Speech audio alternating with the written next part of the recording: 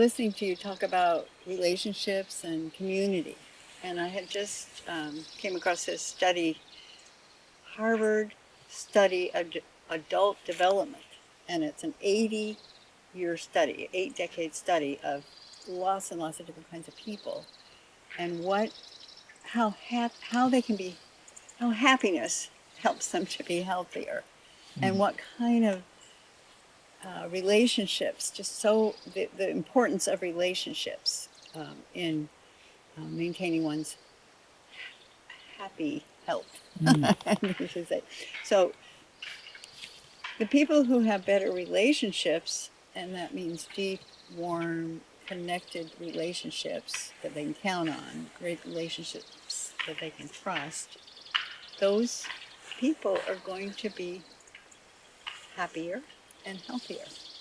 And to find that happiness and health go together is an amazing thing. So we talk about all kinds of relationships. Obviously, the most important ones are the ones that you can talk to somebody deeply about something that you care about, and somebody you know you can trust. So those kinds. But there's all sorts of relationships that are important in terms of avoiding isolation and loneliness. And so we hear a lot about suicide and depression and ill health that's caused by stress. That was the other thing they talk about is that having good quality relationships they're stress regulators.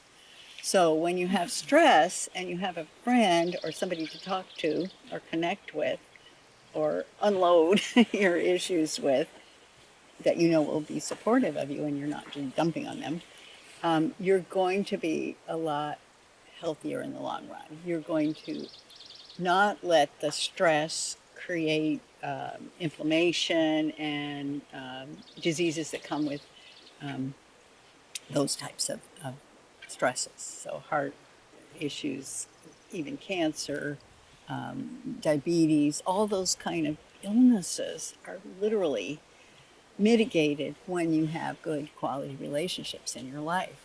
And this is a huge thing for people because you were talking about urban living somewhat and country, living out in the country and living with nature. You're talking about having a beautiful relationship with nature, but the other aspect is having relationships with other people and pets probably. I'm sure animals and kitties and dogs also help in terms of having that sense of connection with another creature.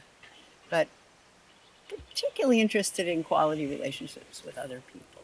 So I think this is just a real eye-opener in terms of what creates human health and what creates human happiness, and how we can kind of continue to develop those. They say even things like having a conversation with the checkout person at the store, being friendly, having casual conversations. They talk about having the importance of just being able to have casual conversations.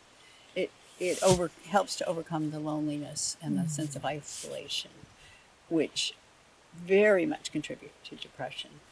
So you talked about all the millions of cells in your body, and they're all having relationships. And then here we are having relationships with each other, and we're also, as human beings, having relationships with all of nature. So everything is in relationships. And so you also mentioned your respect and appreciation for what you've learned with from Native American people.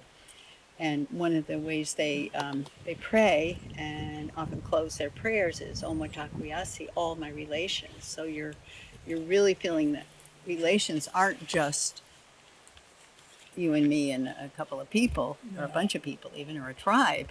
It's the relationships between myself and yourself and the trees and the animals and so all the beings and how they all connect with each other and how important they are and why diverse communities are so much healthier than monochromatic communities, which might require a lot of fertilizer, so to speak, or speaking about gardens like that.